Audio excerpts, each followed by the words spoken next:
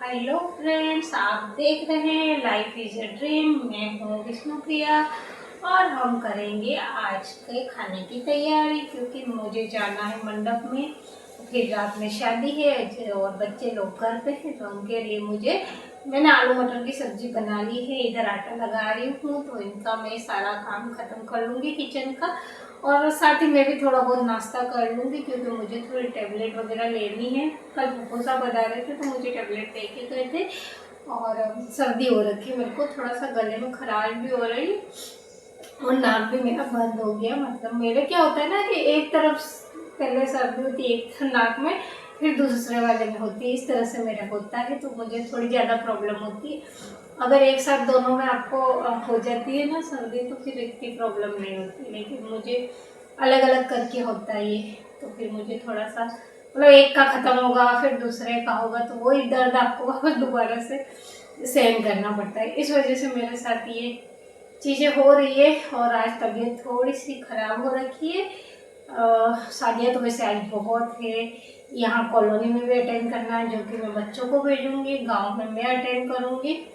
और रही बात दूसरी शादी की, तो वहाँ मेरे काका ससुर जी और ये लोग जाएंगे, तो वहाँ मैं जो भी व्यवहार मतलब पैसा वगैरह भेजना है वो भेज दूँगी, तो वो लिखवा लेंगे। और अब इतना ही अटेंड हो पाएगा, अब नहीं हो पाएगा, बहुत ज़्यादा हो गया और शरीर साथ नहीं दे रहा है। तो अब बस थोड़ी टेबलेट खा खा करके ये शादी कर लेते हैं, उसके बाद में फिर थोड़ा गैप देने के बाद दूसरी शादी आएगी तो अटेंड होगी, नहीं तो अभी तो फिलहाल मुझसे कोई शादी अटेंड नहीं हो पाएगी। तो मैं अपना जो भी है गिफ्ट है, और जैसे कॉलोनी में गिफ्ट देना है या फिर कहीं और, तो ये सारी चीज़ें मैं सबके साथ भेज दूँगी, मतलब जो जो जा रहे होंगे उनके साथ भेजूँगी, क्योंकि अब मुझसे नहीं हो पाएगा। बहुत ज़्यादा मुझे मतलब अभी भी मुझे ये बुखार सा हो रखा है, पूरा शरीर गर्म गर्म हो गया है, हाथ में पता नहीं ये दर्द है। 2-3 दिन से योगा, ये 2-3 दिन क्या 15 दिन हो गए, कुछ योगा कुछ नहीं हो पा रहा है, तो इसमें यहाँ से ये पूरा दर्द है। तो बस आज बने रहिएगा, मैं गांव जाऊंगी, और जो जो मैंने पिछली शादी में आपको नहीं बताया था ना, वो सारी चीज़ें मतलब रीत रिवाज जो रहते हैं वो मैं इस वाली वीडियो में आपको अटैच कर दूंगी, तो आप देखिएगा। बहुत ही बढ़िया से जो जो चीज़ें रस्में होती है ना, वो वाली रस्में बताने वाली आज मैं आपको। जैसे जब बारात आती है तब मोती पोना, और भी बहुत से ऐसे छोटी छोटी रस्में जो रहती है, जो कि मैंने पिछली वीडियो में नहीं लिया था, जो कि मैं इस वाली में लूँगी। और आप देखते रहिएगा, बने रहिएगा, बड़ा मज़ा आएगा। तो चलिए आज पूरा दिन क्या क्या करेंगे वो मैं सब कुछ आपको दिखाऊंगी। सो मैं हो गई रेडी, ये मैंने ड्रेस पहना है, और आप निकलते हैं, टाइम हो चुका है, सभी लोग एक जगह इकट्ठे होने वाले, तो सब मैं निकलती हूँ आगे का। हम सभी पहुँचे गांव, थोड़ी देर बैठे, उसके बाद सारे प्रोग्राम शुरू हो गए थे, रीत रिवाज मतलब कि। तो यहाँ जो शादी हो रही थी उनके पियर पक्ष से आए थे, और देखिए यहाँ पूरा उनका परिवार आया था, कुनबा होता है, ऐसा रहता है ना कि फर्स्ट शादी में सभी लोग गांव के जितने भी होते रिलेटिव सभी आ जाते हैं, उसके बाद दोबारा आ पाए या ना आ पाए, लेकिन एक बार शादी में पूरा पीहर आता है, मतलब भांजी की शादी में पूरा मामा परिवार सभी लोग आते हैं। तो यहाँ वो लोग आए, और यहाँ एक दरी बिछाएगी कालीन, वो जो कि पियर वाले साथ में लेकर के ही आते हैं। उसके बाद घर के बड़े को तिलक लगाना शुरू करा जाता है, और छोटे से छोटा बच्चा होता है उसे भी तिलक लगाते हैं इस वक्त यहाँ, क्योंकि वो लोग हमारे घर पे आए, तो इस तरह से उनका स्वागत किया जाता है। सभी के तिलक लगते हैं, उसके बाद आता है और पियर पक्ष वाले लोग भी दोनों को तिलक लगाते हैं, गुड़ खिलाते हैं, और उसके बाद साफा बांधते हैं। यहीं पर एक चुंदड़ भी ओढ़ाई जाती है, जो कि वो साथ लेकर के आए होते हैं। तो इस तरह से सारा होता है। फिर अगर पतासे, मिठाई, चॉकलेट जो भी लाए होते हैं वो एक बार यहाँ बांटा जाता है। तो अब यहाँ देखिए शुरू हो गया है, एक के बाद एक रस्म होती है, और पूरा इस तरह से यहाँ देखिए ये दाओसा के जो साफा था वो पहले हटा दिया, और दोबारा से उन्होंने जो लाया था वो बांध दिया है। यहाँ पर इनको भी चुंदड़ उड़ा रहे हैं, जो पहले चुंदड़ ओढ़ी हुई होती है ना उसे निकाल देते हैं। इस तरह से डालने के बाद उसे निकलवा दिया जाता है, क्योंकि हमारे यहाँ ये माना जाता है कि चुंदड़ के ऊपर चुंदड़ नहीं ओढ़ी जाती है। वो चीज़ जब एक लेडी के हस्बैंड नहीं रहते ना उस वक्त वह बिठाया जाता है और ऊपर चुंदड़ के ऊपर चुंदड़ डाली जाती है। लेकिन इसके अलावा कभी भी एक सुहागन औरत हमारे यहाँ ओढ़नी पे ओढ़नी नहीं पहनती। जब शादी होती है ना उस वक्त उनको दो पहनाया जाता है, जैसे वाइट रेड पोशाक की ओढ़नी रहती है और ऊपर से वाइट वाला ओढ़ाया जाता है। इसके अलावा कभी भी फिर उस सुहागन को डबल ओढ़नी नहीं ओढ़ती है। और यहाँ सभी उन दोनों को माला पहनाई पियर पक्ष वालों ने। फिर भाई और उनके भुजाई जो थे मतलब भाभी सा, वो लोग उनको मिले सबसे। यहीं पर धोग लगना वगैरह होता है। और आप देख ही पा रहे होंगे पतासे चॉकलेट्स सभी का सभी इस तरह से यहाँ उछाला जाता है, पैसे उड़ाए जाते हैं। और उसके बाद में जितनी भी लेडीज़ होती है उनको भी तिलक वगैरह किया जाता है। तो इस तरह से पूरे पीहर पक्ष का स्वागत होता। आप देख ही पा रहे होंगे बहुत से लोग थे पीहर पक्ष के, क्योंकि ये रहता है कि घर की पहली शादी में मतलब भांजा या भांजी कोई भी शादी कर रहा है तो पूरे मामा पक्ष के लोग आ ही जाते हैं, ताकि फिर एक बार हो जाए, दोबारा कभी आ पाओ नहीं आ पाओ, लेकिन एक बार को आना रहता ही है। उसके बाद अंदर आते ही मंडप शुरू हो जाता है। मंडप में हमारे यहाँ इस तरह से हवन किया जाता है, नारियल रखा जाता है।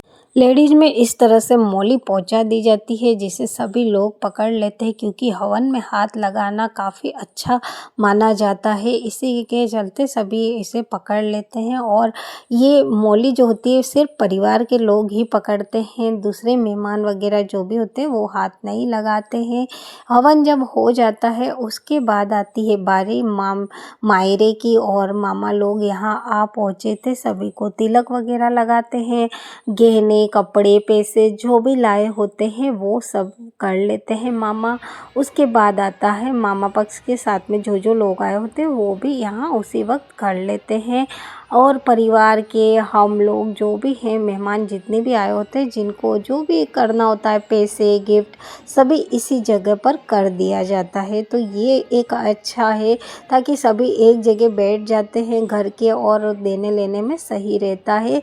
करने में मतलब कि जो जो लाए होते हैं सभी के लिए आता है। वैसे तो परिवार में जैसे इनके मतलब ये जो हमारे भाई साहब हैं इनके बड़े पापा हुए, काको साहब हुए, जितना भी इनका परिवार होता है बुआ माँ उनके सभी के कुछ ना कुछ आता ही है। तो सबको करना तो एक एक को ढूंढ के कैसे, तो ये है कि इस वक्त तक सभी लोग बैठ जाते हैं तो ये करने में सही रहता है। तो देखिए मामा ने शुरुआत करते हैं मामा से, मामा अपना पहले कर लेते हैं उसके बाद ही सभी लोग करते हैं। और मामा के वहाँ से इस तरह से मुखवास वगैरह आता है वो भी सभी को बांट दिया जाता है। इधर उनके जो मामी सा है वो लेडीज़ में कपड़े कर रहे थे, क्योंकि सभी के कपड़े आते हैं तो वो कर रहे थे। साथ ही अब यहाँ तैयारी हो चुकी है तिलक दस्तूर की, और उसी के साथ में जाएगा जो दूल्हे के लिए थाल जाता है वो भी साथ में दे दिए। आप देख ही पा रहे होंगे एक थाल इधर है और एक ये दिया गया, इसमें घी रखा है इसलिए संभाल के देना था, क्योंकि घी ढुलना नहीं चाहिए, आप शकुन माना जाता है, तो उसे संभाल के दिया। और सारा तिलक का सामान जितना भी रहता है वो सभी पकड़ाया, क्योंकि जो तिलक दस्तूर होता है जहाँ बारात ठहरी होती वहाँ पर किया जाता है, और बारात थोड़ी दूरी पर ठहरी थी तो एक भी चीज़ अगर भूल जाते हैं ना तो इतना दूरी पर वापस आना बहुत दिक्कत होती। इसी के चलते सभी संभाल के सारी चीज़ें दे दी गई। और यहाँ हो रहा था तिलक दस्तूर, मैं बहुत दूर खड़ी थी, घूंघट और जेंट्स में नहीं जा पाते, इस वजह से मैंने थोड़ा सा जूम करके आपको दिखा दिया था। तिलक दस्तूर हुआ उसके बाद सभी जेंट्स दूल्हे से मिलते हैं उधर की तरफ वहीं पर, और हाथ में पैसे वगैरह देते हैं। और इधर आ चुका था हमारा पल्ला, जो कि हमारी दुल्हन मतलब जो बाईसा है उनका सारा सामान दूल्हे के पक्ष वाले भेजते हैं। उनके लिए पोशाक होती है, गहने होते हैं, मेकअप का सामान हुआ, सारी चीज़ें आती है, फल फ्रूट सूखे मेवे ये सारी रहती है चीज़ें, तो यहाँ रख दी जाती है। और उसमें से जो जो लेना, बाकी पोशाकें तो क्या रहता है ना कि जब दुल्हन वहाँ ससुराल जाती है तो वो दे ही देते, तो यहाँ वापस रख के फिर वापस देना ये ऐसा नहीं करते हैं। तो उन्हीं के जो बॉक्स आता है जिसमें ये सारा भर के लाए होते हैं उसी में वापस रख दिया जाता है। सिर्फ 1-2 चीज़ें ले ली जाती है, जैसे गहने, पोशाक और सासू जी का सरपाव हुआ और कुछ फ्रूट वगैरह, ये सारी चीज़ें लेते हैं। बाकी के सामान वापस उन्हीं के बक्से में, मतलब बॉक्स जो भी जिसमें भी ये रख के लाए होते उसमें रिटर्न कर दिया जाता है, ताकि फिर वापस दुल्हन घर जा ही रही है तो वहीं से उनको डायरेक्टली दे दिया जाएगा, ये रहता है। और ये सारा पल्ला अब देखिए सेट कर लिया था।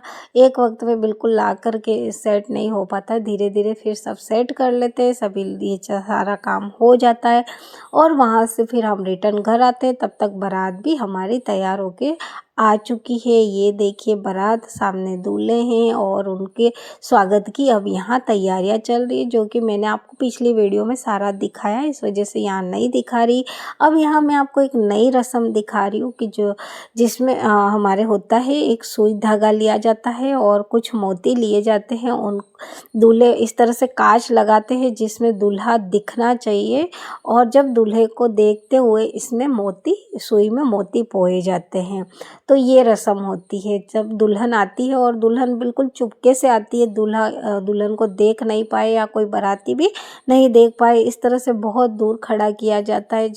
स्वागत की तैयारी हो रही होती है उसके थोड़ा सा दूरी पर रखा जाता है दुल्हन को, मतलब जो भी बेटी होती है उसको, और उसके बाद ये सारी रस्म होती है। अब आ जाती है हमारे शादी का टाइम। तो यहाँ मामा लेकर के आते हैं बेटी को, और इस तरह से जब लाते हैं मंडप में शादी वगैरह होती है, फेरे और ये सारी रस्में।